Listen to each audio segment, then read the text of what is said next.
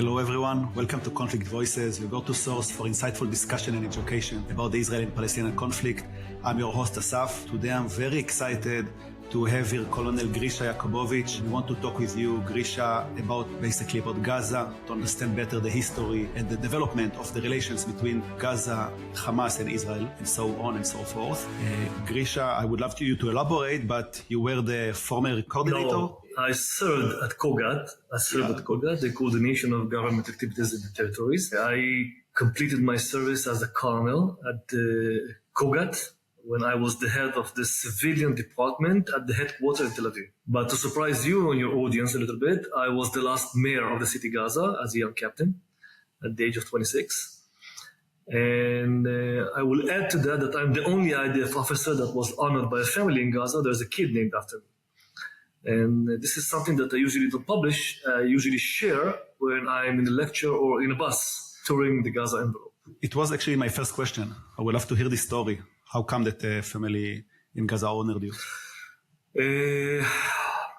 Well, honestly, I believe until October 7th that there are good people and there are bad people in Gaza.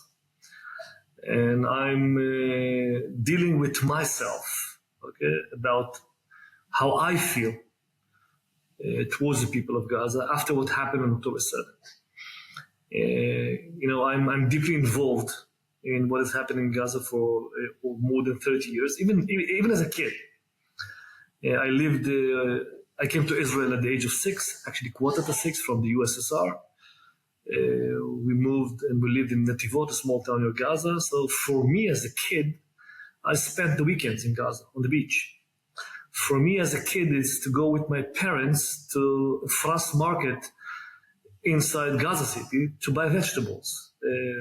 That's as a kid. So when I studied in a board school, Kfar Maimun, a religious Orthodox school, with all the symbols of a Jew, kippah and tzitzit and all the things, I used to use Palestinian Gazans taxi to drive me from the school to Gaza to buy things and to get back to school. That was my childhood. Now, when you tell that to people like you, Asaf, now, it's like you would tell me, come on, you're crazy, it's impossible. But that was our reality. My parents, both of them, are Holocaust survivor. Unfortunately, they both passed away the last 2 years and a half. My dad survived Auschwitz, so when we came to Israel, he needed to fix his teeth. So they did it in Gaza because the doctors in Gaza did a great job. They spoke Russian, but they also made it half price. It sounds logical. Yeah, so that was my reality as a teenager, as a kid, who grew up 8 kilometers from the Gaza Strip. And what happened with this specific family, if I can ask? It's not with this specific family. I became quite popular because if I just add a little bit the connection between my childhood and my service at the IDF. So I joined the IDF at the age of 18.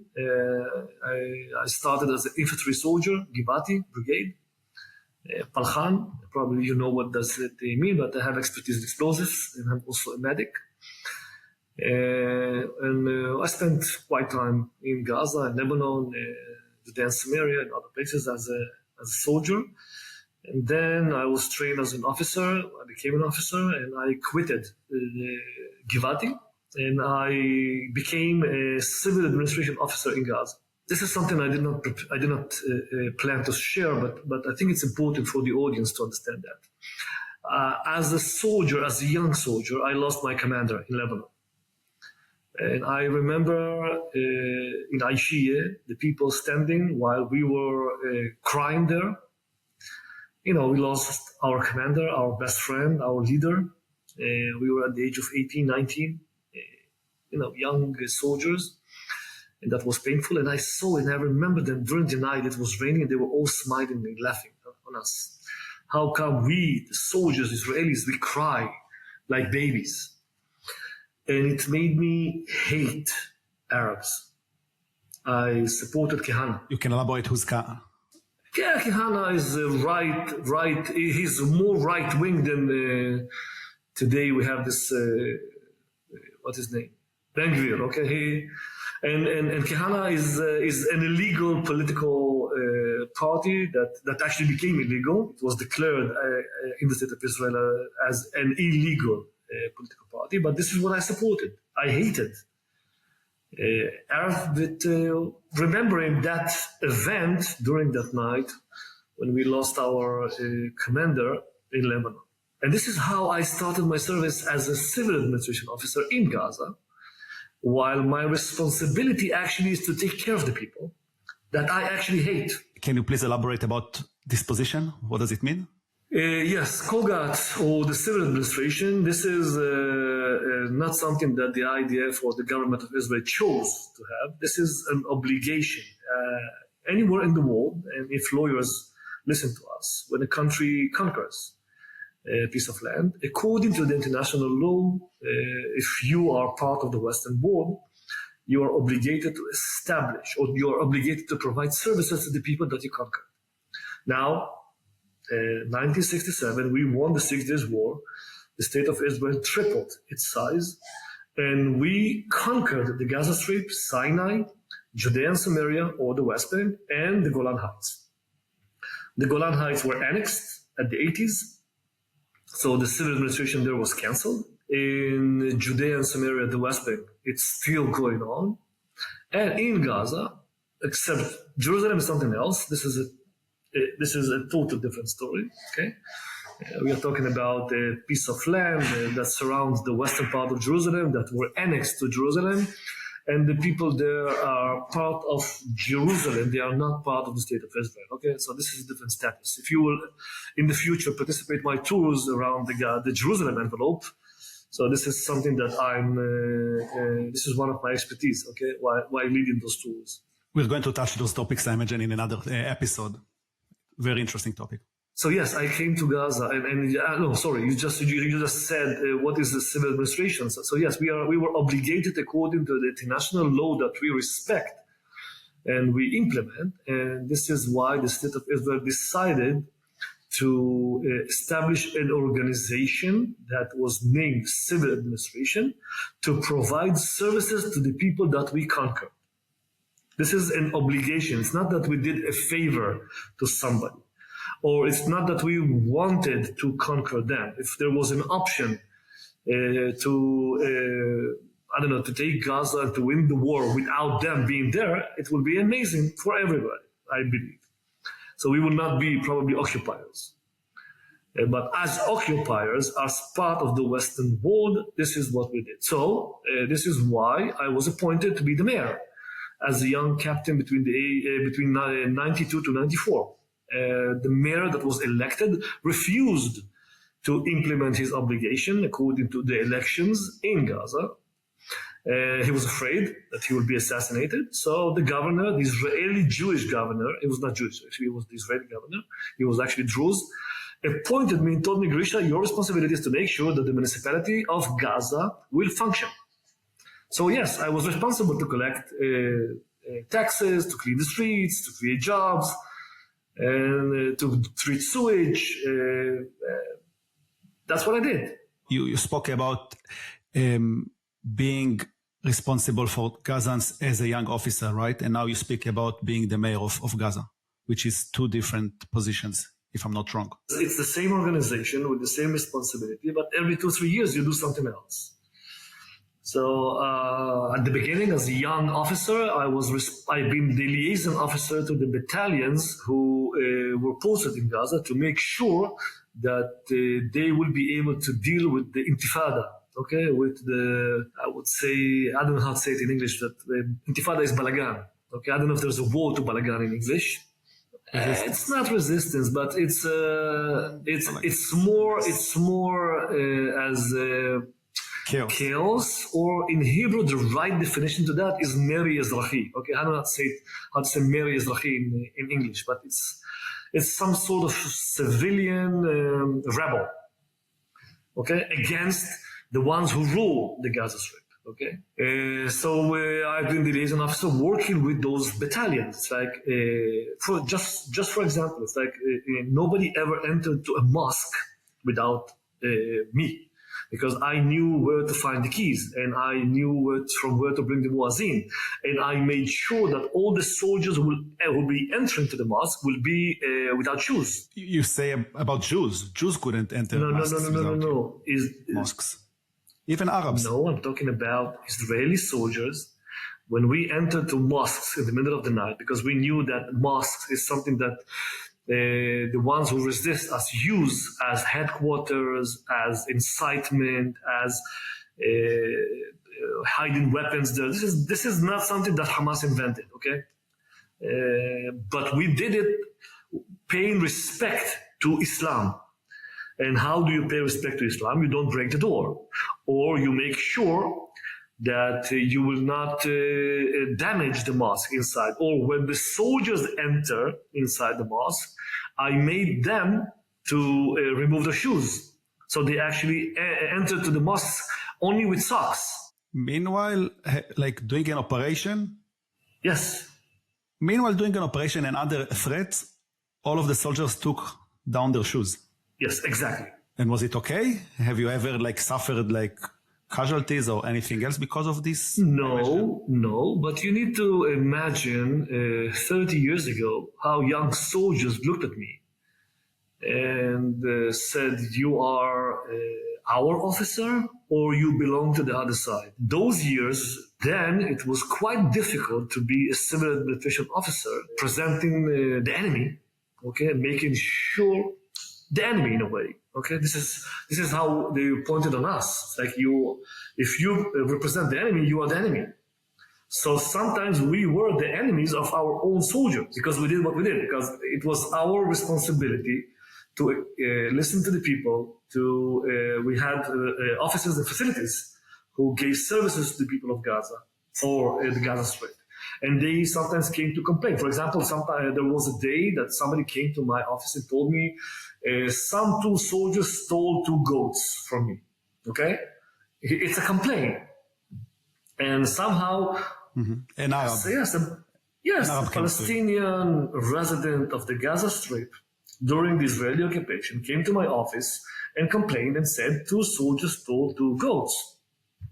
And I found those 2 soldiers and I brought the police and they arrested those 2 soldiers and they were punished and they went into prison because of the fact that they stole goats. And you can imagine how the rest of the company or the rest of the platoon or the rest of the battalion looked at us. It's like, you are a snitch. You are the one who is responsible that our friends are in prison because of the fact that somebody complained. Now there are many things that are obvious, okay? It's like nobody will do those things. Everybody knows the laws, the rules. A whole new generations of commanders were educated how to deal with civilians. Many changes were done. But at the beginning of the Intifada, it was very difficult because I remember that as a soldier in Givati. All I knew is that I'm a soldier and there is one of 2 options, enemy or no enemy. If it's an enemy, you have to kill. If it's no enemy, okay, you move ahead. And so today is different. Today, everybody are aware to how to behave, how to treat, what to do, how to do, what is wrong, what is right, what is good, what is bad. And even when people, you remember that story of the soldier that shot the terrorist after he was wounded in Hebron, okay? That was a whole issue in Israel, a big deal in Israel. Or something, I don't remember the name, okay? But that was a big issue then in Israel. And many... Elor Azaria. Yes, Elor Azaria. And there were many 2 sides in Israel. One said, come on guys, that's a terrorist. He wanted to kill and Elor Azaria just completed the job. Because this is what we do as infantry soldiers. Okay, the drill is that when there's an enemy, you charge and you say, Kadima Istayer, you shoot and then you lie down and then you go back and you kill the enemy. As simple as it is. And others said the moment he laid out his weapon and he's not a threat, he shouldn't kill him. So that was the debate. I think that in any other different army all over the world, there would be no debate. on such a thing, because it would be probably very clear that if somebody is trying to kill you, you have all the right to kill him. It doesn't matter, even if he is, not a danger anymore.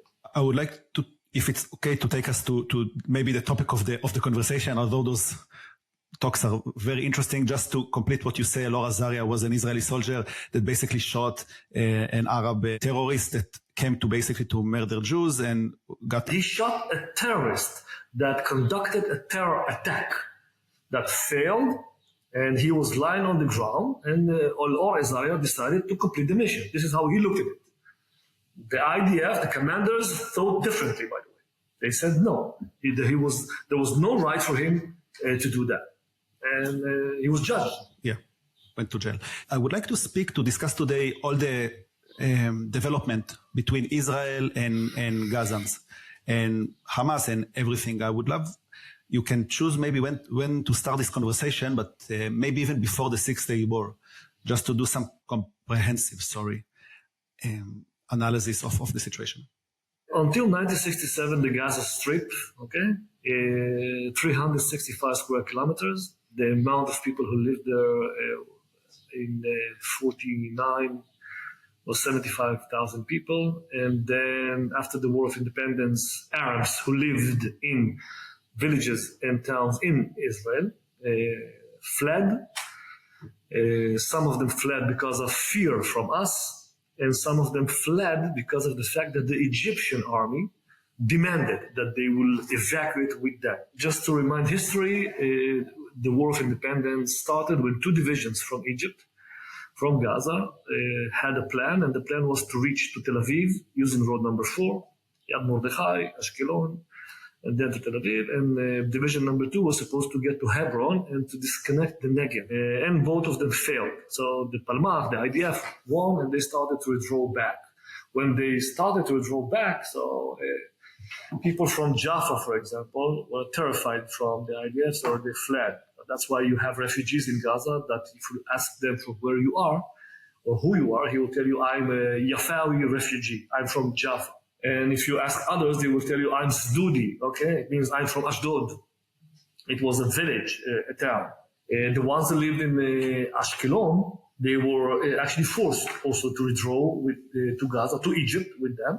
And if you ask them who they will tell you, I'm Askalani or I'm Majdalawi, So those are the refugees of the War of Independence there in Gaza. Let me maybe just take us back to the timeline. You said, if understood correctly, in the War of Independence, in around 48, 49, the Egyptian army reached to, if I'm not wrong, Ashdod, and then started to withdraw. Adalom, right, of course, and then started to withdraw. Basically, the Israelis won, and then what will become the refugees went back from a lot of places in Israel, and some of them reached to Gaza, and some of them fled to other places, right? Some of them stayed in Israel, and they live here until today. Where I live, we have an Arab village of those people who actually stayed here, and many left and fled to Gaza with the Egyptian army. And they were located, or they started to live in camps. This is actually when UNRWA was established to provide services to those refugees. 67, the same thing happened, but this time in Judea and Samaria. So many Arabs who lived in villages close to Jerusalem, Ramle, Lod, Kfar Qasim, all those places, fled and went to Jordan. And the ones that from 48, 49 fled to Jordan, that is Judea and Samaria, actually stayed there as refugees in those camps managed by UNRWA. But let's go back to Gaza.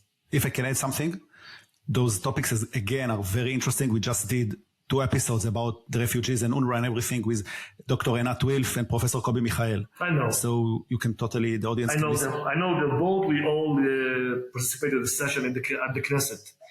The difference between me and Kobi that I adore, and Einat, that she wrote an amazing book, is that I work with UNRWA on the field, as a young officer, and then as a colonel, sending aid to the people of Gaza, to shelters during protective edge or things like that. I know, and I wanted to discuss it with you, but let's maybe start with the history a little bit. So after we reached to the 6 days war, right? 6 days war, we won the war, and Israel tripled the sides. Okay, Gaza, Sinai, Judea and Samaria, West Bank, and then the Golan Heights. In Gaza, or actually since 67, 1970, there were actually three governments in Israel. The government of Israel. And then under the Minister of Defense, he appointed two governments. One in Gaza, the government of the Gaza Strip in Sinai. And two is the government of the West Bank, Judea and Samaria. Two different governments, two officers, generals, one in the Gaza Strip in Sinai and the second one in Judea and Samaria. They actually were some sort of prime ministers, in those two areas, because the two areas were not annexed to the state of Israel, To be clear, those two areas are still not annexed to the state of Israel. The only place that was annexed is the Golan Heights. This is why the people who live in the Golan Heights, the Druze, are Israeli citizens. Let me add again that part of Jerusalem is another story as well. So just to be accurate. But we're not focused on Jerusalem now. Maybe we do Jerusalem with the live camera and do that. That would be nice. Okay. Yeah. So Gaza, the government of the Gaza Strip managed the Gaza Strip. Everything. Ministries, hospitals, schools, teachers, cars, numbers, IDs. Any service that any citizen gets from his country, that actually was the goal or the mission of the civil administration. The whole structure was a Palestinian structure. Now, let me surprise you. In Gaza, the Gaza Strip, until the first Intifada, there were police stations. There was an Israeli blue police, I'm wearing blue now, The policemen were Gazans who served at the Israeli police. Until now, there are families in Gaza that the father served as a policeman and the family still gets the pension from the Israeli police. And those officers could go to Israel as well, right?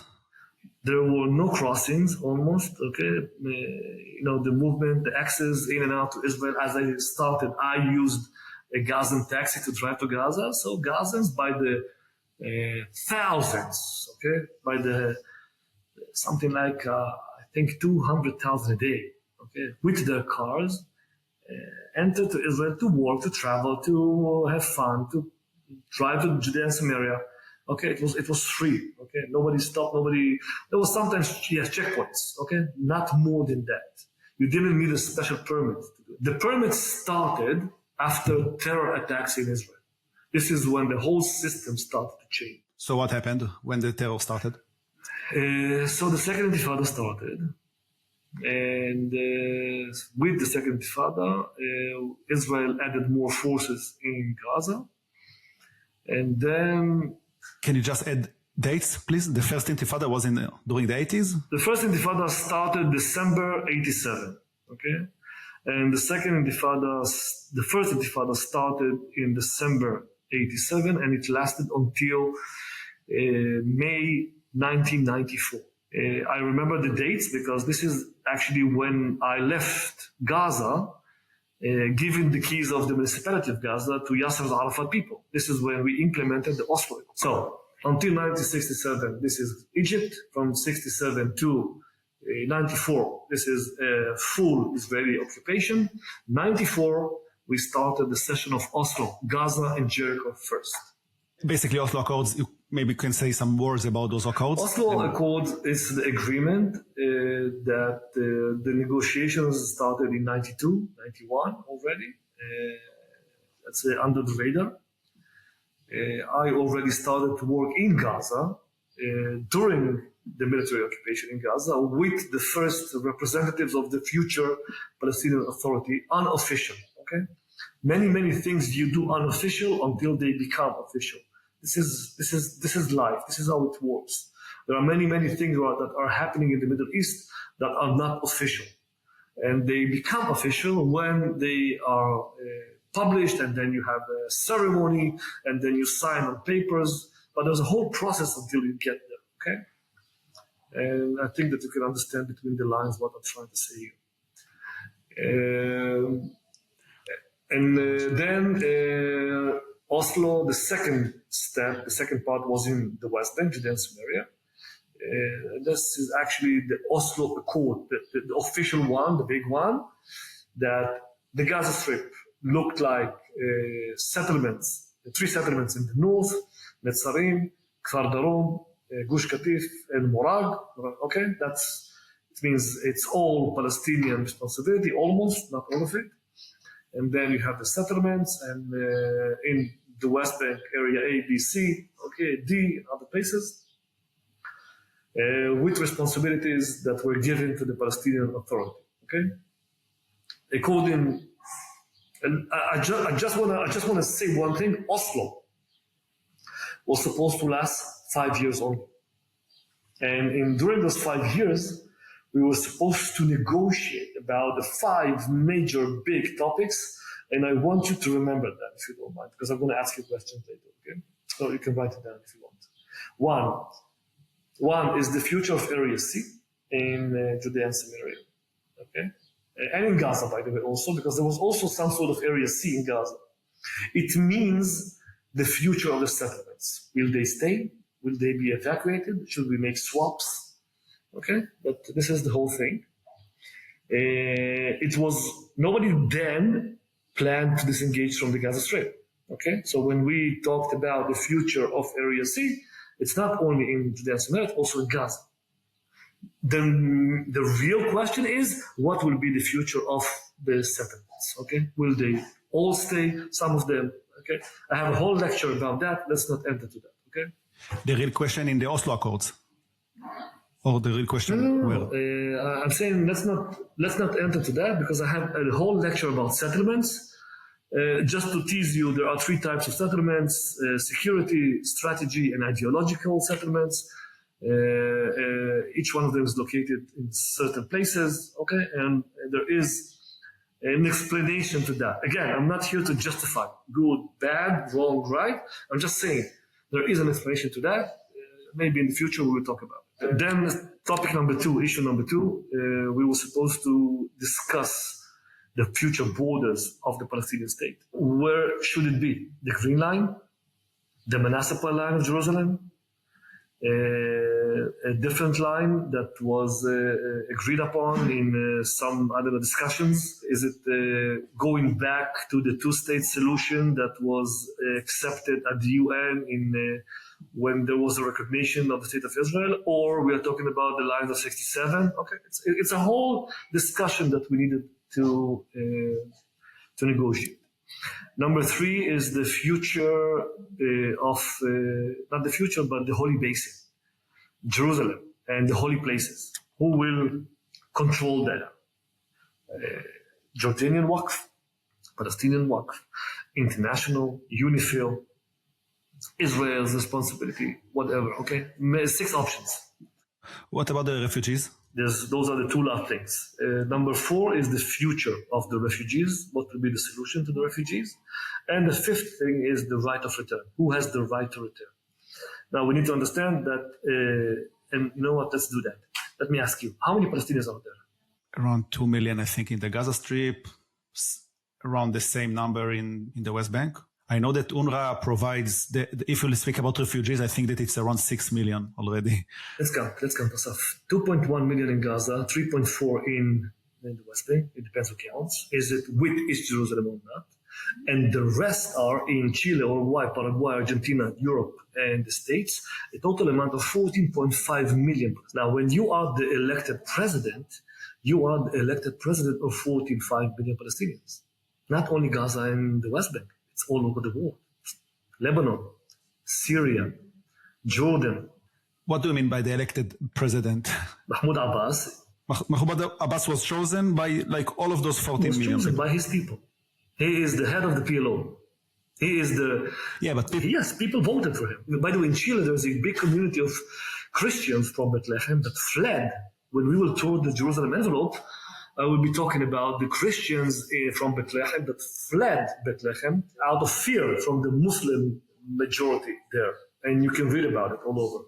The problem with them is that they are still there in the past, so they continue supporting the town that is actually with the Muslim majority. So it's like a contradiction of what they did. They fled fearing the Muslims for what they are doing, supporting the town. Okay? But just to make sure that I understand, when you say that there are Muslims in Europe, let's say, so did they vote in the elections when Mahmoud Abbas was chosen? No, the ones who vote, or the ones in Lebanon, in Syria, in Jordan, okay, the ones in Europe, they don't really care. But when we talk about Palestinians who consider themselves as Palestinians, and that the Palestinians look at them and say they are Palestinians, they are all over those places that I mentioned. There are many, many donations that they get from the Palestinian community in the States. Chicago, for example, there's a huge community there, okay? Or donations that they get from communities in Europe. So when you are the president, you also enjoy from a status of also getting many, many donations, a lot of money. Money is an important thing here in this piece of history, if I may say. Let me take us back to the timeline that we were speaking about. If it's okay, we spoke about the Intifada. So we are at 94, 95. We implemented Oslo. It was supposed to last 5 years, and after 5 years, instead of reaching to a two-state solution, we reached the second Intifada, a round of violence that started in September 2000, and this round lasted until 2005. Meanwhile, Yasser Arafat, the guy that actually started the first Intifada, the second Intifada, the guy that gave orders on one hand to arrest Hamas or to arrest Jihad, also to kill Israelis, to kill Israeli soldiers. I lost personally 2 soldiers in Erez. If I can just add one more thing for the audience, if probably some of them don't know about what we speak right now. In general, the Oslo Accords were between the PLO and Israel, right? You can add what if you want. It was a temporary solution between obviously the violence that happened before, and the aim was to reach to an agreement, final agreement in the next. Yes, it was supposed to last 5 years, and at the end of those 5 years and the end of the negotiation, dealing with the 5 topics that I mentioned, we were supposed to reach to the final solution of a two-state solution. That was the goal, or that was the whole idea about it. Additionally to what we said, we discussed the different areas, like Area C, for example. So in those agreements, basically, Yasser Arafat and Rabin, Yasser Arafat was the head of the PLO, Rabin was the head of Israel, obviously, the prime minister. Both of them decided to separate or to divide the West Bank and Gaza to different areas. Area C, you can elaborate just for the audience to understand, and we can continue from there. Actually, we created a map, a temporary map of the Gaza Strip and the West Bank, the same area. A is under full Palestinian responsibility, security and civil responsibility, 18.2% of the West Bank. I'm not even mentioning Gaza because in Gaza we disengaged 2005, so there's no point mentioning that.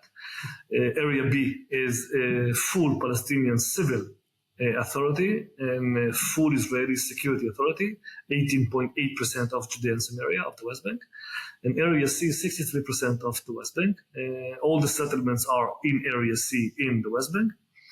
60% of Area C is private Palestinian land. Okay, that's the data. Can I ask you as well about Gaza? Because in Gaza it was something else. In Gaza it was colors. White, yellow, and brown, I think. We didn't use area ABC, we used colors. So all the cities, Khan Yunis, Gaza, Jabalia were brown, okay? And then the areas around the settlements were yellow, and the rest was white, okay? So white is area C, you can compare it to area C. And do you know the percentages? I don't remember that.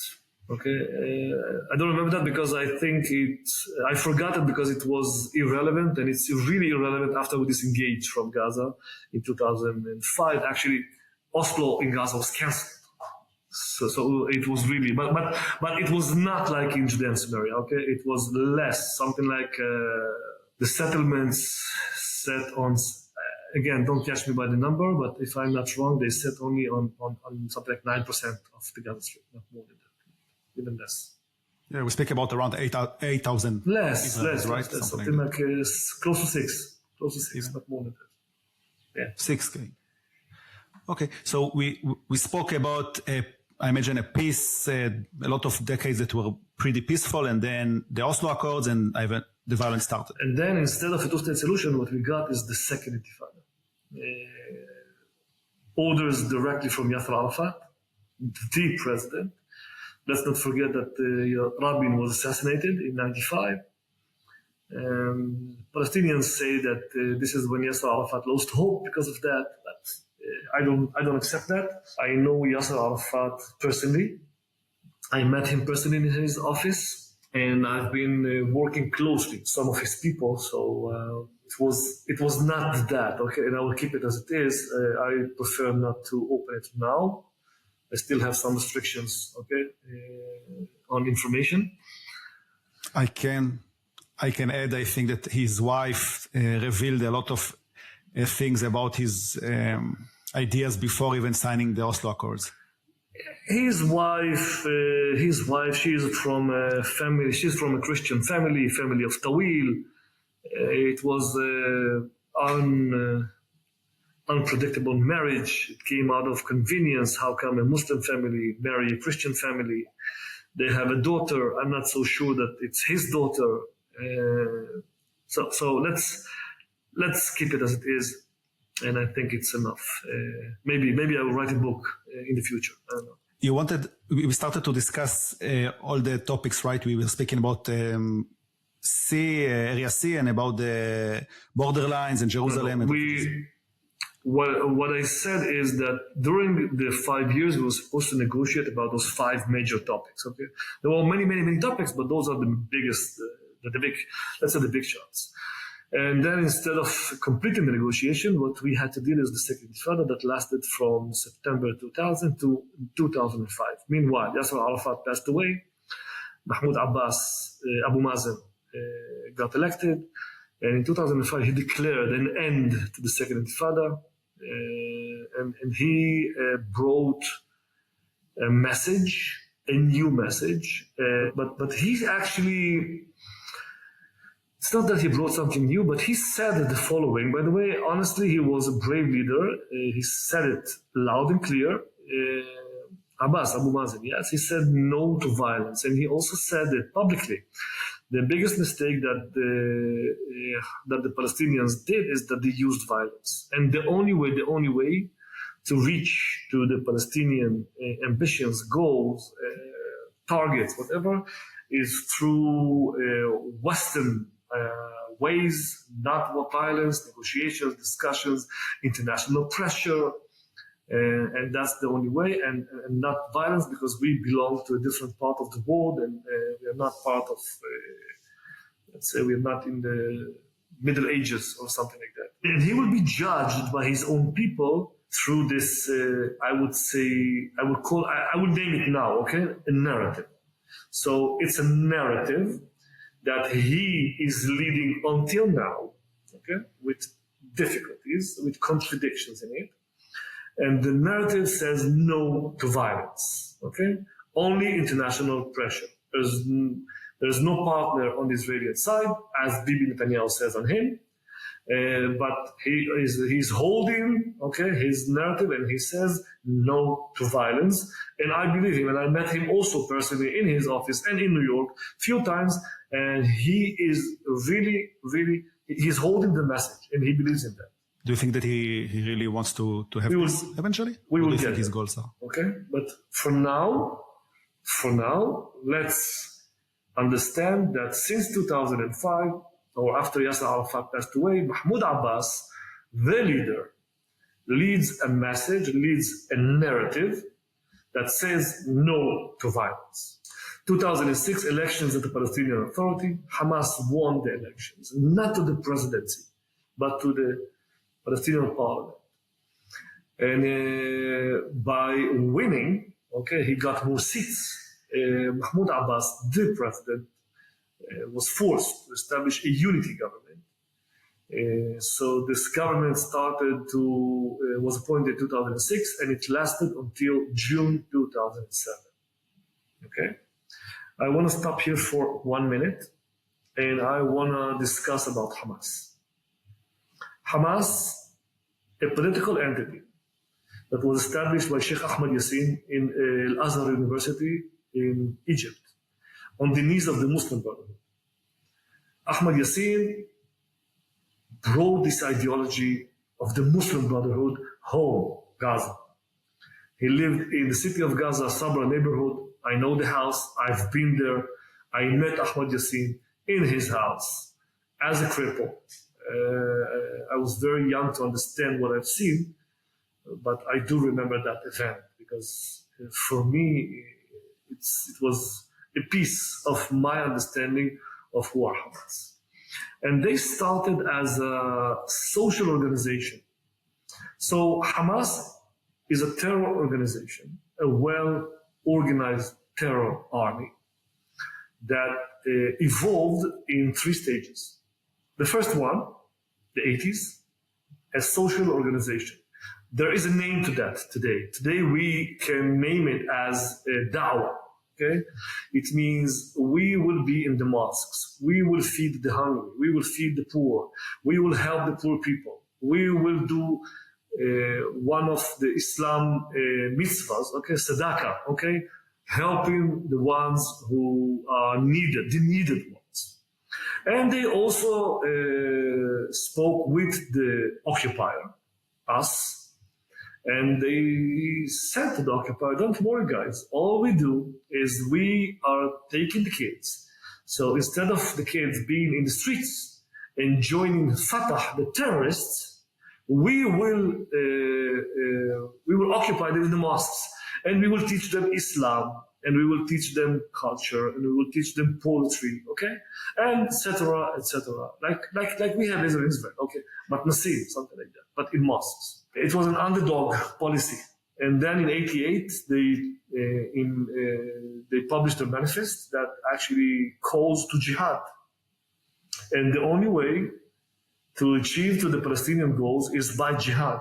It was there. It was all written on the wall, by the way, already there. And then they entered to their second layer of evolution when we implemented Oslo. Can you elaborate a little bit as well about the relations between the Israelis and Hamas before this stage? I know that Israelis helped Hamas back then. It's not that we helped Hamas. We accepted Hamas as an entity that will help us as occupiers in the Gaza Strip and the Gaza area to do our mission better, because they will actually volunteer and provide services to the people that we are obligated to provide them the services. But the Israel even financed and built, for example, courts and built like facilities for Hamas. Am I wrong? Yes, you're wrong. What Israel did is Israel implemented the responsibilities. Let's talk about the Gaza Strip, okay? Let's put the Judea Samaria aside. Same thing happened there. But as I said, according to the international law, when you conquer a piece of land, as a conqueror, you are obligated to provide services to the people that you conquered. So we built a mechanism, okay, a structure of ministries, teachers, for example. Okay, who were all the teachers at all the schools in Gaza? Half of the system were UNRWA teachers, and the second half were teachers that were part of the structure that we built as the state of Israel, as the occupiers, managed by the government of the Gaza Strip. Okay? Now I'm just connecting, okay, all the details that I shared with you. So the civil administration is actually a structure that managed the life of the people of Gaza. That when the Palestinian Authority entered, okay, all we did is we switched. We left the ministry. The minister was an Israeli guy, and now the minister is a Palestinian guy that came from Tunisia. And they added their structures to that. But it's not that we implemented Oslo and they entered to Gaza and it was empty. There was a whole structure of employees, of municipalities, of social payments, schools, hospitals, clinics, teachers, I don't know, license plate, Ministry of Interior, everything was actually given to the Palestinian Authority, and they just entered and filled our shoes that we vacuumed. Okay? So when you say that we built courts, yes, we did. We were obligated to do that for the people of Gaza. When we appointed judges, yes, of course we did. It was our obligation to appoint judges. Like we appointed mayors, but the mayor said, no, this is why I was appointed as mayor. Hamas, with their evolution, they added another layer when we implemented Oslo. And they said no to Oslo. No way that there will be Oslo. There's no way that we will compromise. The only solution for us will be free Palestine from the river to the sea through jihad. And only jihad. And it was written on the wall already then in 1988. We just didn't want to listen. We preferred not to listen. With no connection to Oslo. Oslo came afterwards. Yes, but Oslo was the trigger to evolve and to become a terror organization. Okay, so since 91, 92, when we started the negotiations under the radar, this is when the terror attacks started in Gaza against us. So we will not be able to complete the negotiation and to start Oslo or to implement Oslo on the ground. This is why when we implemented Oslo in 94, 2 days after we left Gaza, there was a terror attack in Erez and 3 soldiers were killed by Hamas terrorists. Okay, it was one of the first terror attacks. 2 days. 2 days after. Yes. After we left. Yes. I remember that as it was yesterday. Yes. A Hamas terror group entered to the area of Erez and they killed 3 Israeli IDF soldiers there. Yes.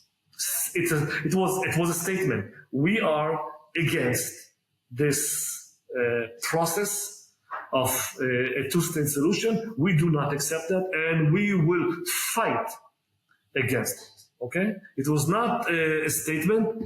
The second layer that they added on the top of the social organization is terror. Okay? So we find Hamas in 1994, when we implement Oslo, during those 5 years, that they are actually dealing with 2, I would say, responsibilities or layers. One is the social layer. They continued paying salaries to their own people. They continued donating food to poor people. They continued to have their own mosques and to gather the children and to help the needed. Because the only thing that was changed, that we left Gaza and the Palestinian Authority replaced us. So the ones who needed still stayed as they needed. This process was an expected evolution of Hamas, or do you think that from the start the goal was to maybe to gain the hearts of the population and then develop the jihad? It was a well planned policy that was adopted by Ahmad Yassin from the beginning. That's why he started in 82 by getting legitimacy, and then he started to evolve. From the beginning, it was the Muslim Brotherhood ideas, that the ideology, the ideas, the philosophy, okay, that was adjusted to the Gaza Strip. How can you say it like I mentioned that the scripts in the 87 that you spoke about, say it loud and clear, or how do you know that it was clear from the start? The manifest was published. And then after meeting those Hamas guys in Gaza, before they were not described, but before they became illegal as an organization, we could talk to them. So they said, this was our goal from the beginning. It's not something that they had to hide. It's like they said, we oppose to you. You are the occupiers. This is our land, and we will not accept solutions. Simple as it is. And what did they write in the manifest? The manifest was published in 87? 88. I think it's in Google. Everybody can find it. It's there. It's there. It's open. It's open to everybody can read it. Okay. So they started to oppose Oslo. So they were actually terrorists that we They will declare it as a terror organization, and the Palestinian Authority did the same. So actually, when we implemented Oslo until September 2000 in Gaza, we worked together, we and the Palestinian Secret Service, that we shared intelligence with them. So the Palestinian Authority arrested Hamas leaders in Gaza, and they put them in prison, and they did things that I think human rights organizations will even... Won't like. It's not that we wouldn't like, they would not be even able to write what they did, okay? They would be terrified from knowing what they did to them. That's why they hate each other so much. I'm not surprised that in June 2007, when Hamas led the coup in Gaza, they butchered Fatah officials in Gaza. More than 300 were thrown from the roofs in Gaza. Just to add to what you say, after the elections that we spoke about... In 2006? Yes, that Hamas was accepted to the parliament. Israel, from my knowledge as well, Israel and the US as well were thinking a lot about if they should allow it for Hamas to be accepted or to take part of those elections. Well, I'm still at the evolution of Hamas. In 2004, 2003, Hamas decided to evolve and to become a political entity. Until then, they refused to participate in the interior Palestinian elections. They said, we disagree with what you're doing, PLO, so it's yours, and we would oppose that. But then they understood, and it's part of the plan, okay, that they should become also a political entity, so the people will be able to vote for them. And this is why they participated in the elections of 2006, and they won those elections. Okay, so ironically as it sounds, a terror organization that is not respecting human rights, that is not respecting the Western values, using the Western system to get legitimacy and to be elected. Do we understand that? It's ridiculous, okay? It's ridiculous that the Western world looked at that, and he is judging Hamas by those elections and telling us, guys, what do you want? They were elected. Now, if somebody from the West says something like that, sorry guys, don't be offended. He's an idiot. Because how can you even look at them as a terror organization, as terrorists, using our system as a democracy to get legitimacy? By the way, surprise, surprise. This is exactly what is happening during this war. Hamas, as a terror organization, uses our strategy, our Western way of fighting, our Western morals, our Western values against us as a weapon. And we will get there, I hope. Can you maybe elaborate about Hamas as a terror organization? What did they do during the 90s and during the Intifada? Do you have maybe some examples? They opened, yes, of course, they opened fire on us. They killed soldiers. I remember a few terror attacks that I was almost killed there. They arrested their own Palestinian people and they tortured them because they said that they are collaborators. They led the Intifada. They led rounds of violence during the Intifada. It's like terrorists throwing hand grenades. That's terrorists. Inside Israel also, terror attacks. During the 90s, let me remind you, they started with the suiciders, okay? So I think that the first suicider was sent by Hamas in 96, if I'm not wrong, and he exploded himself in Dizengoff. It was in Purim, and I remember that. It's like, this was something that we had no solution, okay? No solution to booby-trap people. And Hamas were the ones who started with that. So that's a terror organization. Just to elaborate about what you say, the second Intifada was several years of constant attempts to enter Israel, people with suicide bombers were going into buses, into restaurants, into hotels, and just basically. It was even before the second Intifada. Okay, it started before. I think the first one started in 96 or 98. There were 2 rounds of escalation until the second Intifada. One in 96 and one in 98. It's called Minarot HaKotel. After Shalom went to the Temple Mountain. To the Jerusalem. To yes. The Mental Mount. So it was already there. During the second Intifada that started September 2000, it was something that became quite regular. Almost 3 times a week, a bus exploded in Jerusalem or in Tel Aviv, and 16 people died, 20 people died. Let me conclude that during the second Intifada, more than 1,000 Israelis were killed from those suicide attacks inside Israel. This is the main reason why Israel built the security fence around the West Bank, to contain terror and to create a modus operandus, okay?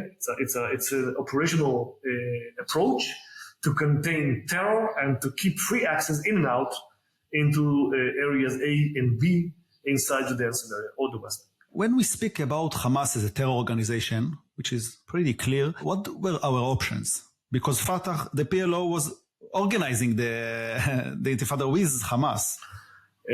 We had no options then. The options were until Oslo. Okay.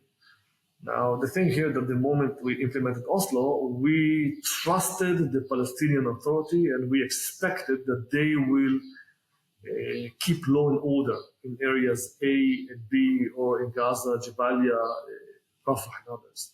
And unfortunately, they even lied to us. You know what, let me share a personal story, because usually personal stories are the ones that explain things better. I was the commander of the crossings in Gaza. Okay, Erez, Karni, Sufa, Kerem Shalom, Rafah. And I used to work with the crossings between Gaza and Israel, just to... it was a unit, okay, I was the commander, and there was a Palestinian unit on the other side that we coordinated everything together. In the northern part, Erez, there was a guy from Yasser Arafat office, his name was Abu Skandar. And whatever entered to Gaza, entered through him and through me into Gaza. VIPs, diplomats, whatever, okay, it was our mutual job to work together. And we were on a daily contact. I was on his speed dial. He came with his car to my office, to my base. We had coffee, we ate together, we traveled together. We shared pictures of families together. Like, we became friends. It was in 2002 or 3. I sent a few of my soldiers to a certain place in Erez, in the industrial area. And in line, there were people from Gaza that came with a bus, and we were supposed to gather their ID cards, so they will enter to our base, and we will give them permits, so they would be able to use those permits to work in Israel. In the line, we had metal detectors. A woman that was about to enter started to cry. So just asked her, "Why are you crying?" She said, "I'm going to beep because I have a plating in my leg." And, there was a whole discussion there. She cried. And then all the women there started to shout on the soldiers, "Come on, feel sorry on her. She's poor, she's sick, she's that. And they did the mistake and they allowed her to enter. She was booby-trapped. And she looked at Or, Tzur, and she looked at Andre, 2 of my soldiers, pushed the button, smiled, and killed them. Exploded. I came there after like 4 minutes after the explosion. I had to collect them in pieces. Of the soldiers? 4 were killed, 2 mine, and 1 border police, and the guy, the security guy that felt sorry on her. We had to bury them. And then I understood later, okay, when we investigated that she was sent by her husband, booby trap, because he suspected that she is cheating on him. And the only way to clean the name of the family is to make a big... To kill her. No, she killed herself. So to make a big boom and to take Jews with her. Now, I would say shit happens, okay? And then I started to investigate it, and I understood that my colleague, Muskandar, knew that she's booby-trapped. He knew that she is about to enter and to explode. He knew that she is about to kill my soldiers, and he could use his mobile phone and to call me on his speed dial and to warn me, to tell me, Grisha, one word, okay? Dir balak, means be careful.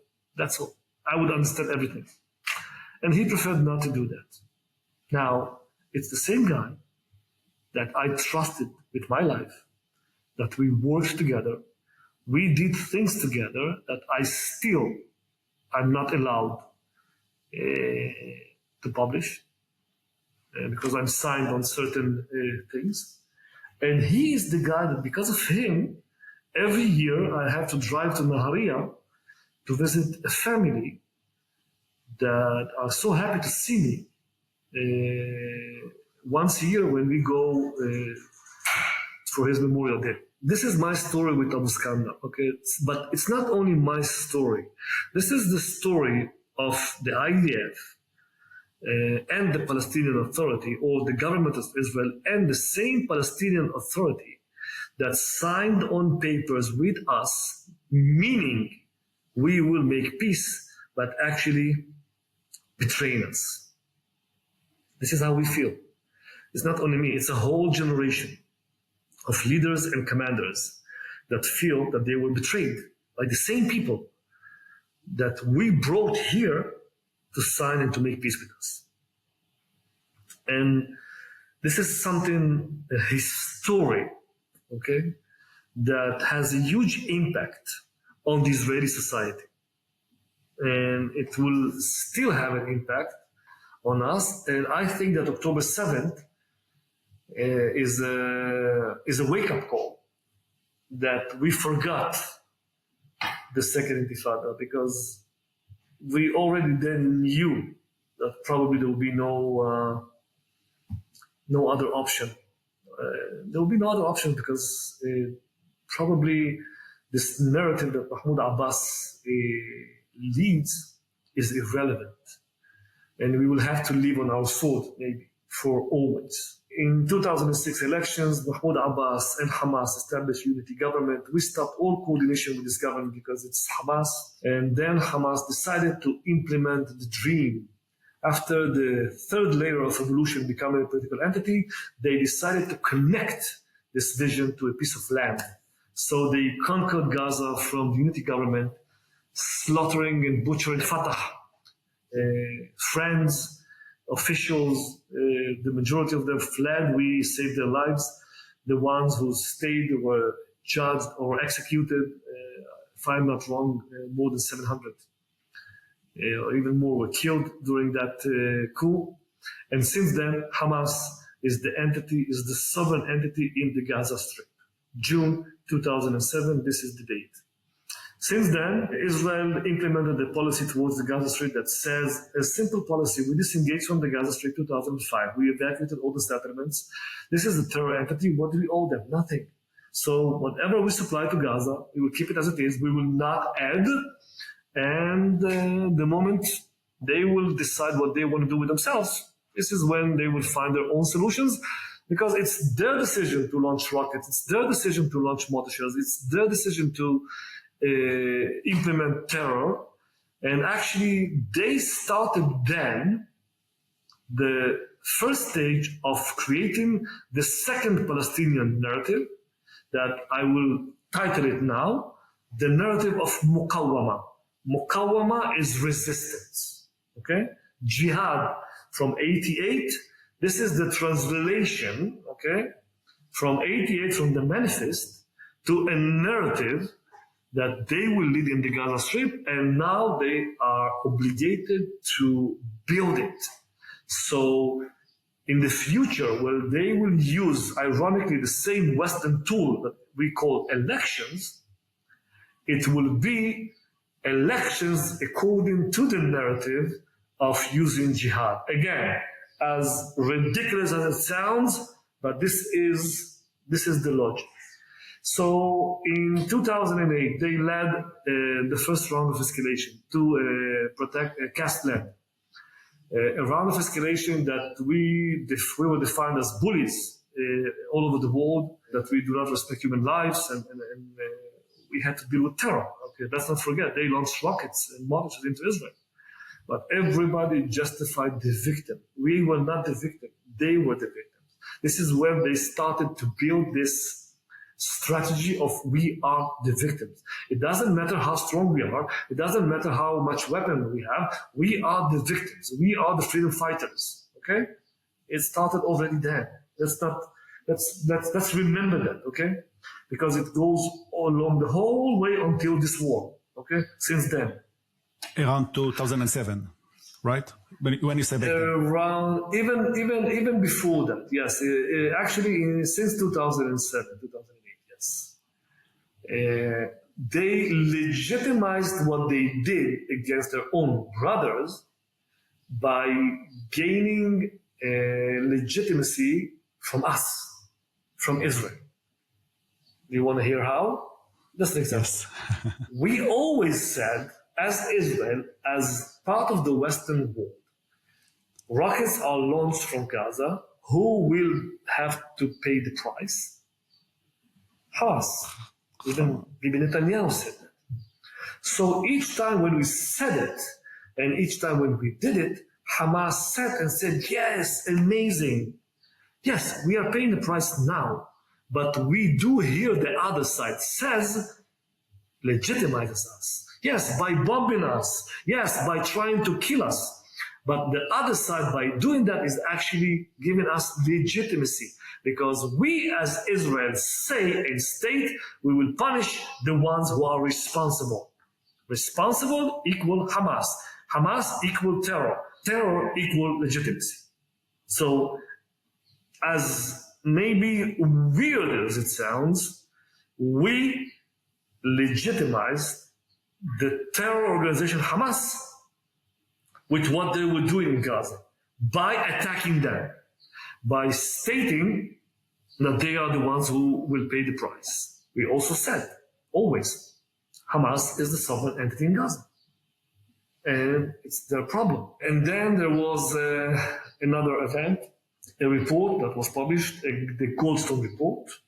And then another event, I don't know if you're too young to remember, a small boat from Turkey, the Marmara. Oh, of course. Rings a bell? Yes. Of course. So those three events, Asaf, the outcomes of the Operation Castlet, Goldstone report, and the Marmara, forced Israel to change the policy towards the Gaza Strip from a policy that says nothing is allowed to be entered to Gaza except what they need, to an allowing policy that says everything is allowed to be entered to Gaza except dual-use materials.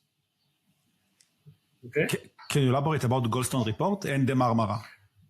Yes, there was a flotilla from Turkey that the IDF had to, with the Shin 13, the SEALs, Israeli SEALs, they tried to jump over the boat. Some Turkish people were killed there. Israel paid compensation to the families, $9 million or shekels, I don't remember. It was a whole big thing. The Goldstone report was a huge report against Israel's policy towards the Gaza Strip and that we are punishing the people.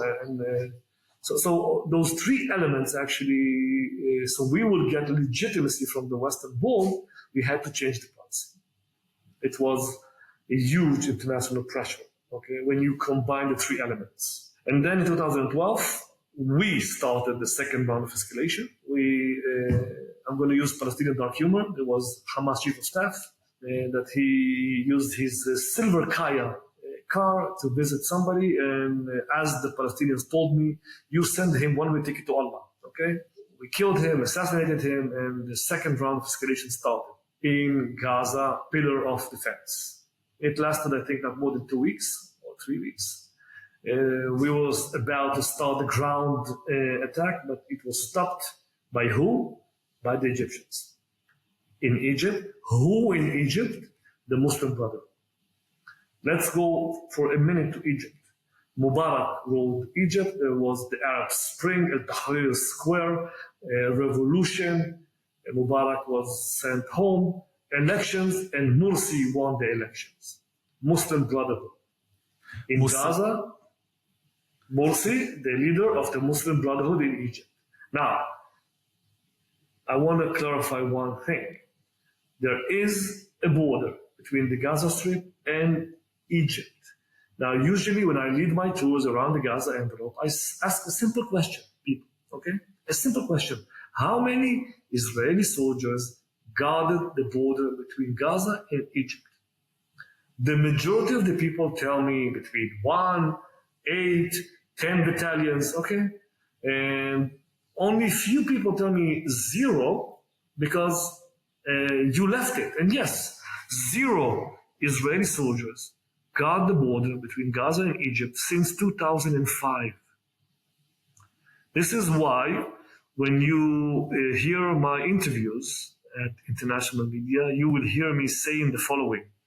Egypt has full responsibility on the attack on October 7th on us, exactly like Hamas. Why? Nobody talks about it, unfortunately. I think that at the end of the operation in Rafah, things will be opened. Weapons enter to Gaza through where? Through Egypt. TNT entered to Gaza through where? Through Egypt. Did you know that Soleimani visited Gaza? It's not that I'm saying. I didn't know that also. Do you know who said it? A Hamas official in Lebanon that gave an interview and said, come on guys, Soleimani visited us 3 times. Mughniya visited us in Gaza. How the hell they entered to Gaza? Through Ben Gurion Airport? Hell no. Through Egypt. Ben Gurion is the airport. Yes. Using the underground tunnels. Using the crossing. We were not there. It was the Egyptian responsibility to make sure that our enemies will not be able to build their power. Now, unfortunately, the Egyptian soldiers and officers and Mossad and Secret Service are corrupted. Yes, I'm going to use some numbers. There was a decision taken by a company in Sinai called Abna Sina, the Sons of Sinai. It's the company that when you see aid entering through Rafah to Gaza, you see the name written there on those trucks. The partner of this company's owner is Assisi's son. And there was a decision taken by Assisi's government with Hamas that 65% of the goods will enter from Egypt to Gaza the last years, okay, since 2013-14. Hamas made an income, okay, $700 million a year only from taxing those goods. $700 million a year. And it's nothing. We'll get to more numbers. So this is the main reason why I will always say Egypt have the obligation to implement their responsibility on the Gaza Strip exactly like Israel. It's not only us.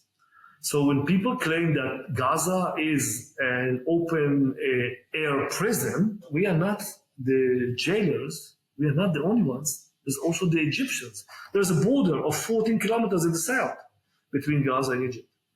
We share a border with Gaza in the north, only 6 kilometers. And unfortunately, people are not aware to those simple facts on the ground. I read as well, by the way, that the amount of weapons and ammunition and everything that went into Gaza cannot be delivered without the knowledge of the Egyptian. What do you think about it?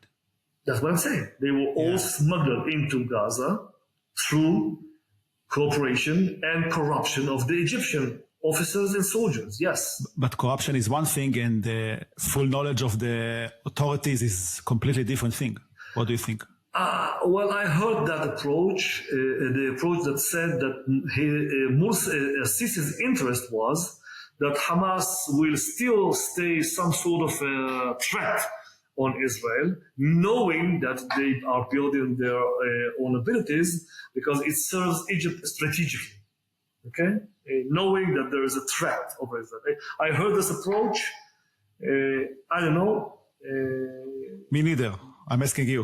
No, I don't know. All I can tell you is about the things that I know. It's about the tunnels, about the economy, about the tunnels economy, about the things that I've been dealing with them personally. Okay, the things that we just mentioned about Egypt knowing, those are things who are more in the yard of the people who came from the intelligence. I can testify about the things that I did personally. So flying to Egypt to negotiate during the Pillar of Defense is something that I did, okay, personally. So I can testify on that. I would love to hear, you started to give some numbers, and I know that you have a lot of numbers to share. I would love to hear more about those things. Let me just complete the timeline and we will get the numbers. In 2012, as I said, the second round of escalation, I flew to Egypt, we negotiated, and we extended the civil policy towards the Gaza Strip again. And then, June 2013, a coup in Egypt now. And Morsi was kicked to prison, Assisi was elected, their way of doing elections. By the way, everything here happens in June, I don't know why, but we all probably love June. Assisi changed the policy towards the Gaza Strip at the beginning, okay? So if Morsi was part of the Muslim Brotherhood and he hugged Hamas, for him, it was a dream coming true. I'm the Muslim Brotherhood in Egypt and Hamas are my small children in Gaza. I will support them so they will become stronger, so they will become better. So in the future, when there will be elections, they will also win the election in the West Bank. So it will connect the Muslim Brotherhood from Egypt to Gaza, to Judea and Samaria, and then to Jordan. Okay? That's how the Muslim Brotherhood will spread all over the Middle East. By the way, same thing that Iran is doing with Shia, the opposite. It's like octopus strategy. Yes, the octopus strategy. And as we can see, Iran is doing a better job than the Muslim Brotherhood in Egypt and in Jordan. In everything, Iran is doing a better job than Egypt. Can I ask, by the way, when you say that I'm not sure what word did you use, but you say that after this operation in 2012, you said that the Israelis increased their, again... Yes, we expanded the civil policy towards the Gaza Strip. More trucks, more trucks to Gaza, more permits to enter to Israel, okay, etc., more projects that will be entering to Gaza. And then in 2012, the third round of escalation, Protective Edge, COGAT, I am sure you remember that. Of course. It wasn't 2012. It was after, 2014. 14, yeah. Okay. After the coup in Egypt, Assisi kicked Morsi to prison, and he changed the policy towards the Gaza Strip. He started to close all the underground tunnels. By the way, they operated close to 1,000 tunnels between Gaza and Egypt until 2014. And then the third round of escalation started. Then it was the longest operation until then, 52 days. Let me ask you a question. Who won, Israel or Hamas? I know what you answered, that Hamas. Why? I know that your answer is because they think that they won, and that's the important thing. Okay. But I want to clarify that. It's a victory in the eyes of the beholder. Okay, we need to remember that. This is how you build a narrative. Let me stop here and let me go back to 1973, the Yom Kippur War. And let me ask you, who won, Israel or Egypt? Egyptians think that they won. That's okay. What do you think as an Israeli? I think that in comparison to Ben Gurion, I imagine thesis or way of doing things in Yom Kippur War, we didn't make the Egyptian army to collapse completely. Okay, so in a way, it's a difficult question. We succeeded to get out of it in one piece. If I may say so? Yeah, you can elaborate much more than me for sure, but it wasn't a decisive victory as we did in Six-Day Wars or in War of Independence. That's why we can debate on this. But we succeeded to keep all the achievements of the Six-Day War, okay? Of course. And so many Israelis will tell you we won, and I would tell them always, what does it matter what we think? And please do explain me, the ones who think that we won Yom Kippur War, because many people think that we won. And maybe. But what I'm saying is that it doesn't matter because the Egyptians until today celebrate on their calendar every year the victory of October 6th. There is a museum in Cairo, okay, dedicated to this victory, the victory of October 6th. So what does it matter what we think? Now, what was the victory? That they succeeded to surprise us. Now, why is it so important? Let's jump to 2014. The first picture came out of Gaza when we reached to a ceasefire. By the way, I negotiated some of the ceasefire there. Was Haniya, the head of Hamas, with a white jalabiyah standing on the ruins of his house, doing like that. I won. And it took us a few weeks to convince the commanders that they really won, that this is what they believe at. So what does it matter what we think? And then we were asked, what do you mean that they won? Explain it to me. Okay, let me explain it to you, Asaf. Who are we in 2014? Israel. We are a Western democracy. We are one of 8 countries that we send satellite to space. We are a country that we treat 94% of our sewage, and with the returned water, we irrigate all the fields of the Negev. When it comes to water, we are an empire. We invented new water from the sea and water from the air. When it comes to cyber, high-tech, agriculture, we are a leading nation. When it comes to doctors, hospitals, books, we are a leading nation. When it comes to economy, we are a leading nation, and we have the strongest military in the Middle East. Now, can you even compare Hamas then to the IDF? I think it was uncomparable. And yet, Haniya says, I won, because who am I comparing to this mighty country? I'm nothing. And yet, I succeeded to stand against them for 52 days. And stay standing. Yeah. I succeeded to stand against them. Hey, they launched mortar shells and rockets till the last minute that the ceasefire was opposed. Okay? Hamas launched. That's the thing here, okay? I succeeded to launch. I succeeded to shoot. I was not afraid. Okay, I succeeded. Just try to find the similarity to what's happening now during this war in Gaza. Let's jump to May 2021. Guardian of the Walls. Who won? Israel or Hamas? You know what? There's no even question of who won. Now let's count what they achieved.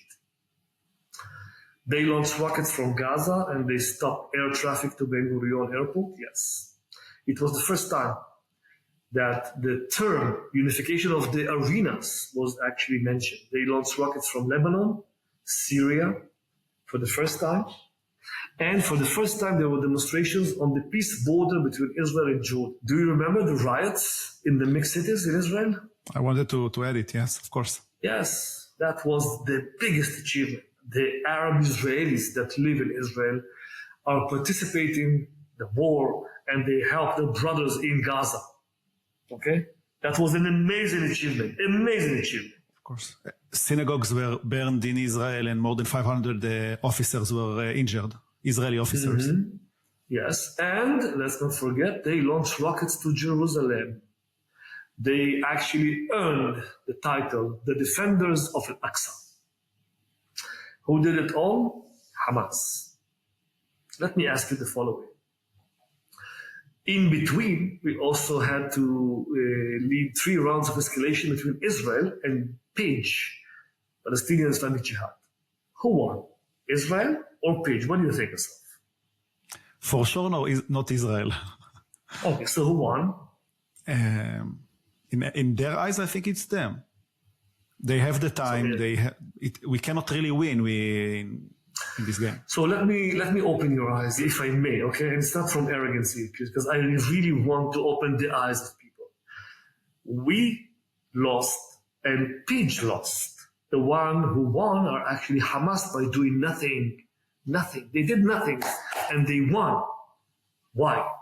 What PAGE wanted to achieve? They wanted also to achieve this definition, this title, the Defenders of Al-Aqsa. They wanted to launch rockets to Jerusalem. They failed. They also wanted to launch rockets from Lebanon and Syria. They failed.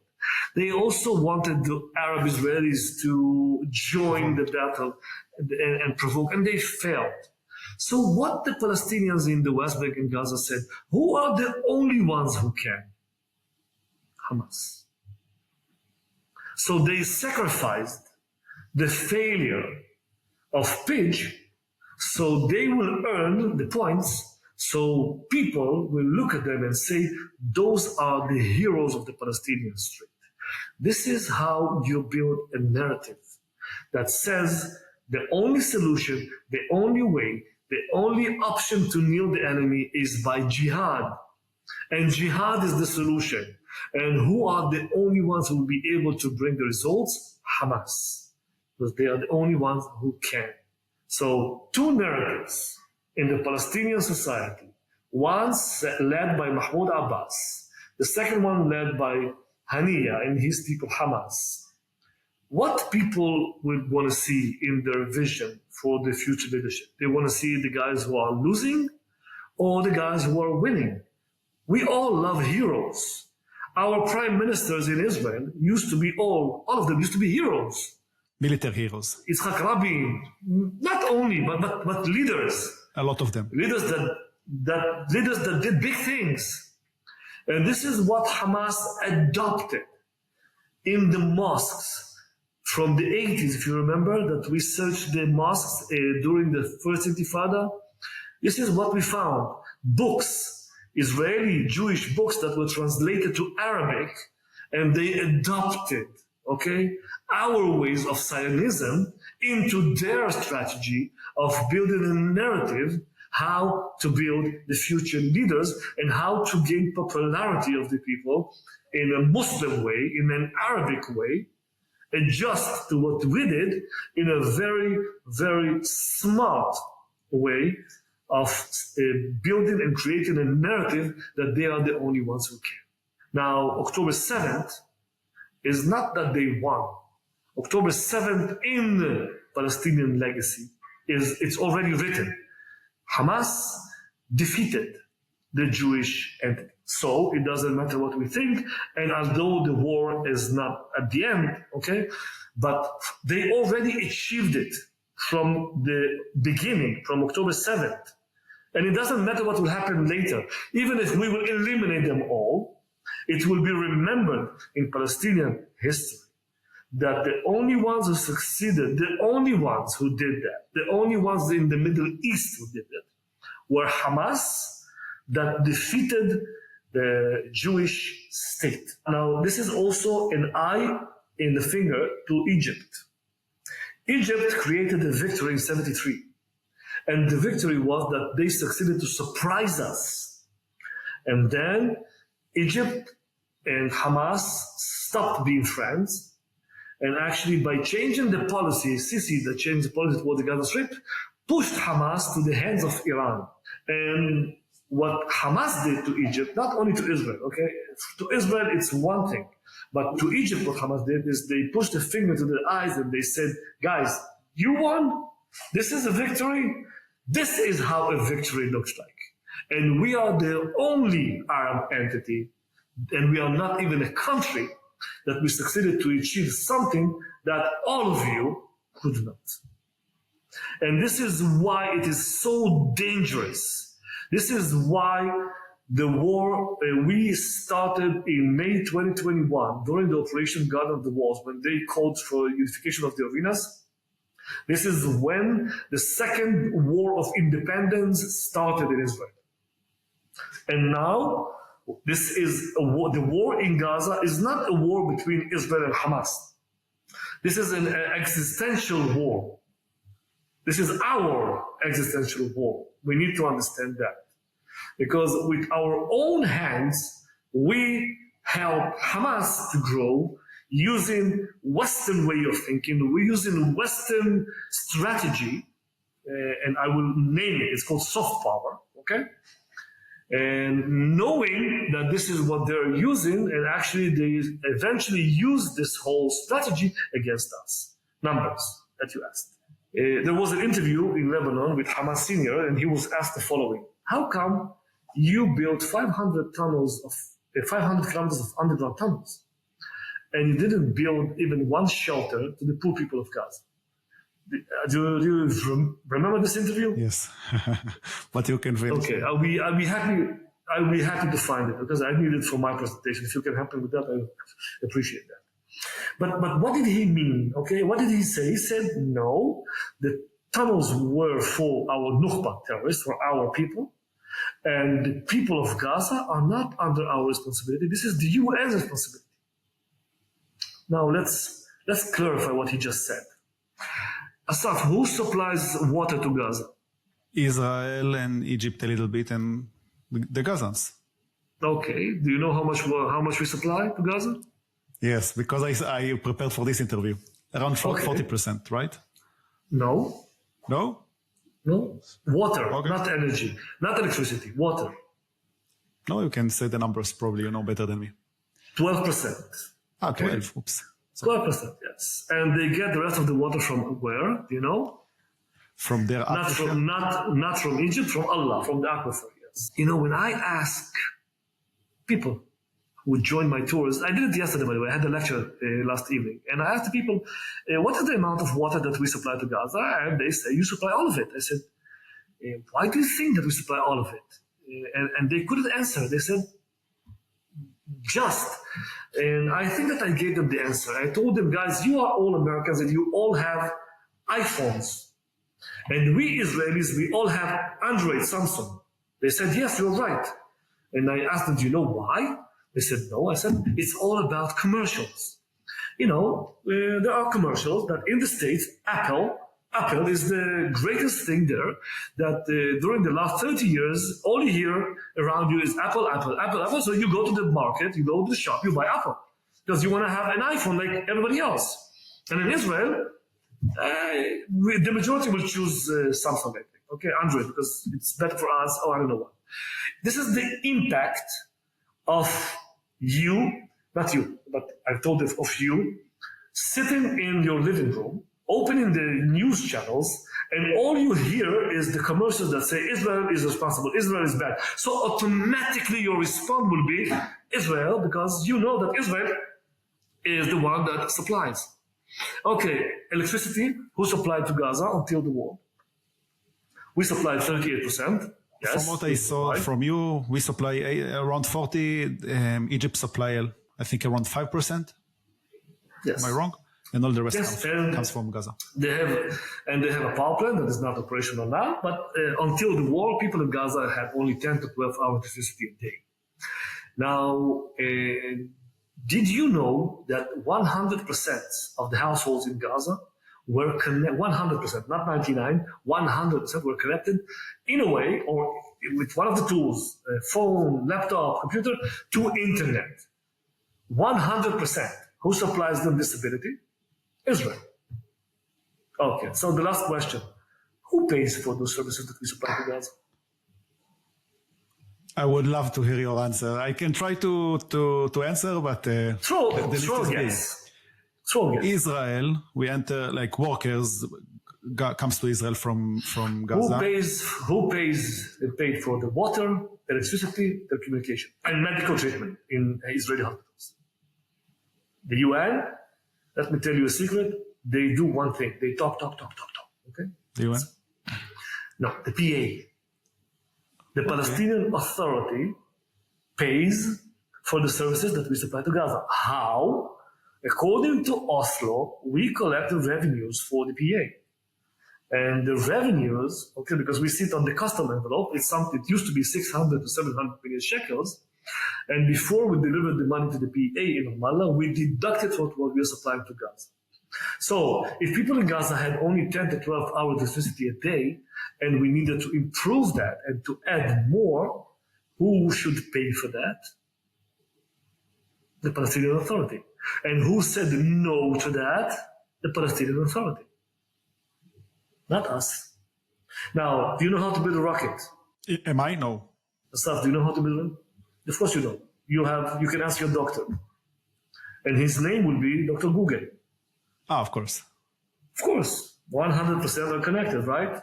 Now, Google will tell you, step outside, find a pole, put it out, cut it, open it, melt it, add a tail, melt it. You need the panel of the washing machine, and then you have the engine, and etc., etc., etc. Do you need energy to do that? Yes, of course. It comes from where? From Israel. So if we will add them more energy, they will be able to build more rockets that eventually they will launch into our cities. Okay, this is number one. Number two, there's a water crisis in Gaza with no connection to Israel, with no responsibility on Israel. The aquifer in Gaza was about to collapse. There is a report, and you can all copy what I'm saying. Google it, Gaza 2020. There was a report already in 2011 or 10 that said the following: the aquifer in Gaza is about to collapse. The aquifer was very high, and it created like a wall from the Mediterranean to penetrate. Now, as long as it gets down, the wall breaks and the sea penetrates. Number two, you drink water. What comes out? We know. Dirt. What is happening to the sewage? It penetrates to the aquifer or it's spilled to the Mediterranean. And then it reaches to our beaches. As simple as it is. Now, if they need more water, it means they will need more energy to operate the plant that will create the water. And then they will need more energy to treat the sewage so they will not pollute. But with the energy that we will supply them, nobody wanted to sign on a small piece of paper that says we will make sure that the energy that you will supply Israel will not be used for terror. But how do you build a rocket? Israel demanded. Somebody Israel offered to Israel really handed a piece of paper or something, and they didn't want to sign it. You had it. I flew to Brussels with the Palestinian Minister of Energy, and we asked from the EU for $500 million so they will build a desalination plant in Gaza. And the condition was solve the energy problems to Gaza, and we will build that. I said, excellent. We are ready to solve all the energy problems. All I want is to sign on a small piece of paper that says that you will make sure that Hamas will not use it for terror. Do you think they signed? No way. Excellent. But you say that they, it wasn't the Gazans. It wasn't the Palestinians who didn't sign. It was like the international. Palestinians that came with me, I don't want to mention the name, but he asked me, Grisha, excellent, I'm with you. We are here, both of us, to talk about the crisis. But who is going to pay for the additional energy? I said, you. And because we will deduct more. And he showed me a finger, not this one, a different one. Okay? Okay. Yeah. And this is something that happened with me. So I've been there, I flew there, I did that with them. And if we want to bring the minister to debate, I'd be more than happy. So people don't understand those simple facts, unfortunately. Okay. Now let's add that piece to the details. Okay. Hamas, as a sovereign entity in Gaza since 2007, they sit in their chairs and they prepare a work plan, and they say the following. Okay, we have an income that comes from taxes through the goods that enter from Egypt to Gaza, $700 million a year. Excellent. 1. 2, how many workers until the war worked in Israel? You mentioned that, 17,500.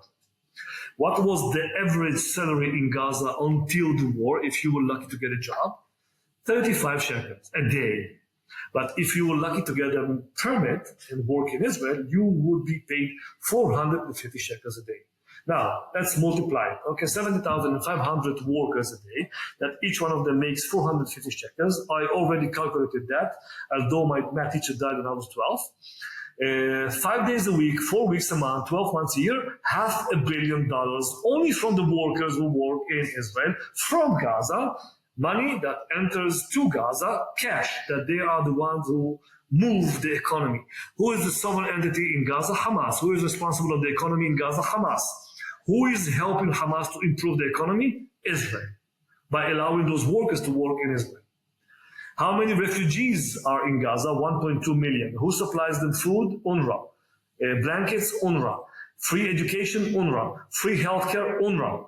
So UNRWA are solving a huge problem to Hamas that they deal with 1.2 million people in Gaza. It's not Hamas' responsibility, it's the UN's, as they said. What about WFP, WHO? What about the economy of donations in Gaza. I don't know if you know, but there are people during this war in Gaza that make hundreds of thousands of dollars or euros only by using social media and begging for aid from all over the world. And I know a guy that made in a week 125,000 euros. Or about a Gazan woman that did something amazing in Morocco. She created a scene in Morocco that she is actually giving meat to people in Morocco.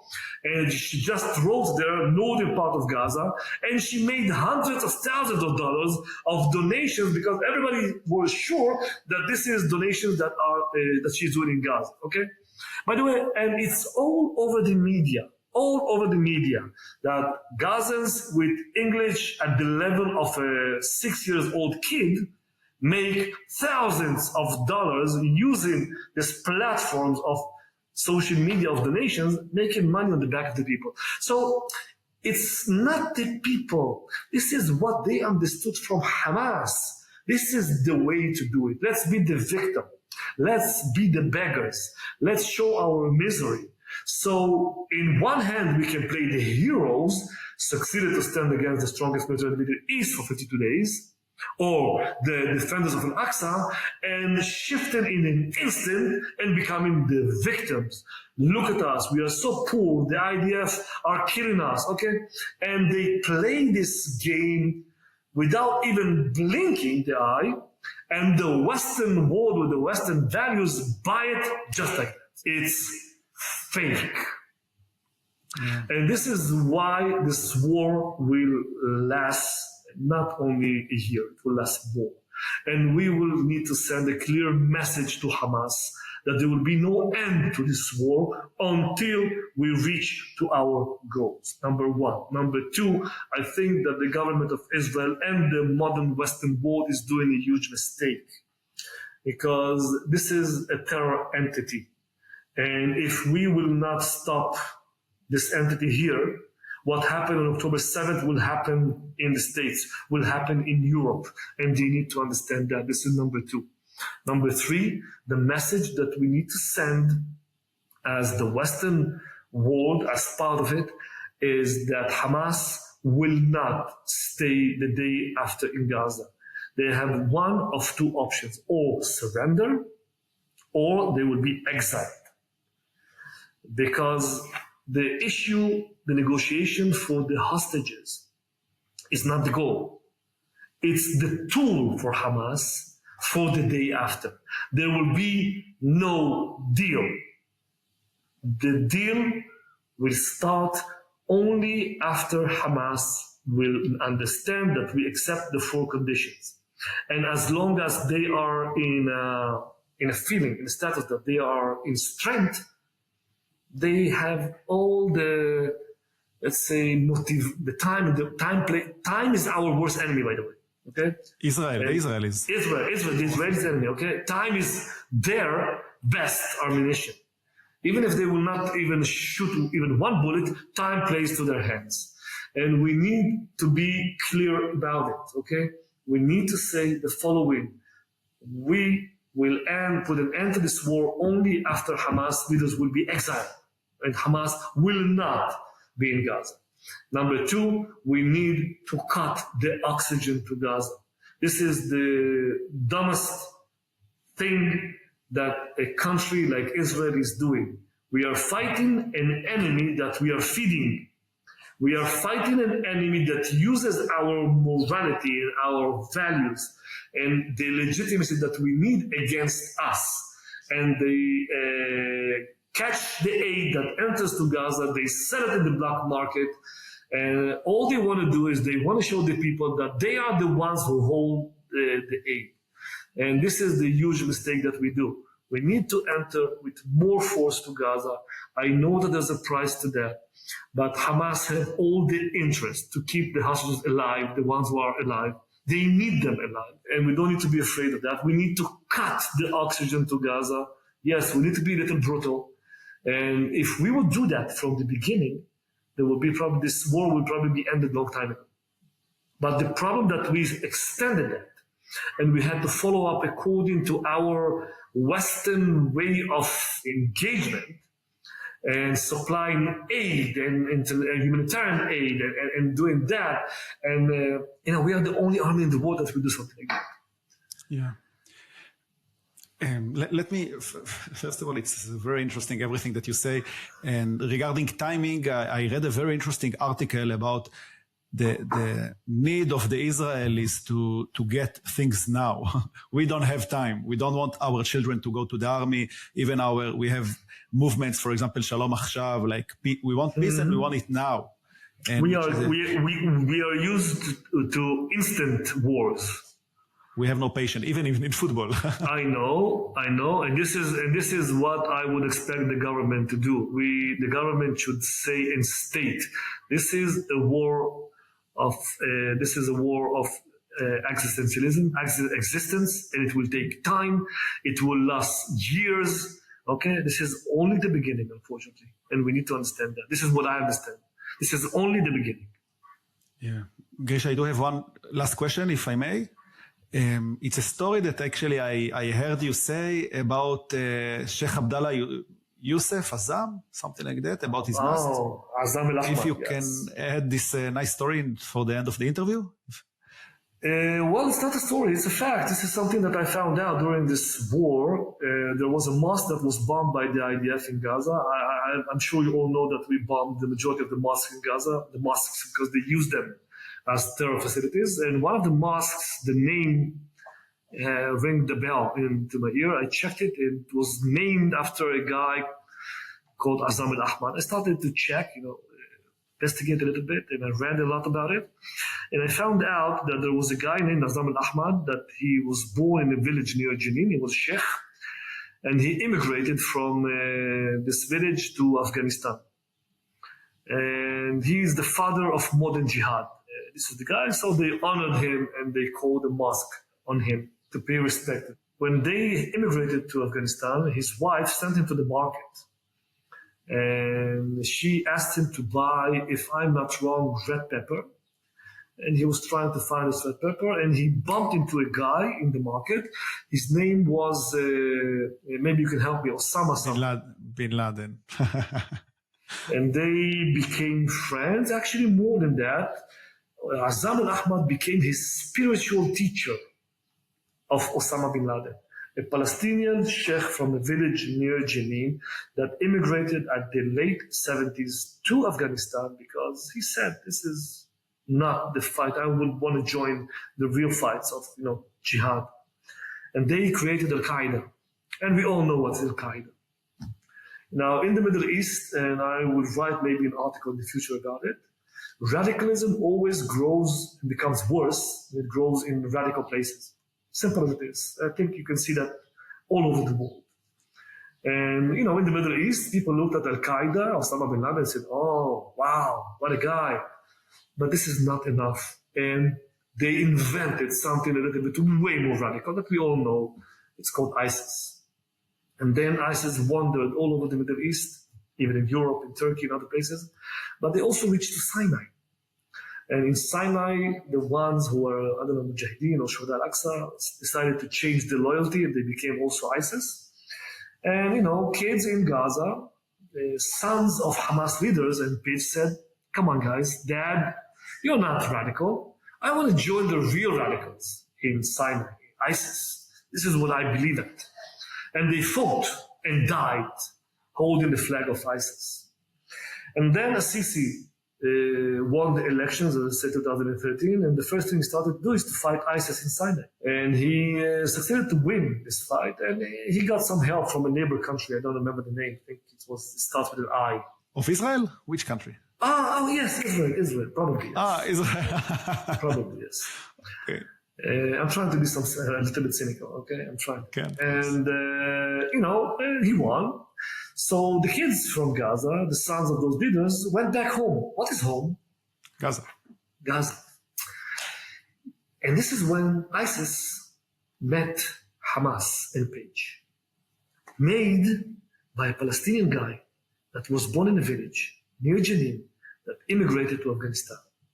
So what came out from Gaza on October 7th, Asaf, is not ISIS. This is the combination between ISIS ideology, Hamas, and page ideology. So when people say Hamas is ISIS, they actually flatter Hamas. How do I know that? I'm gonna send you to my social media, and you will enter, please, to my Instagram, and you will see a post that I published on March 31st, 2022. And this is what I wrote.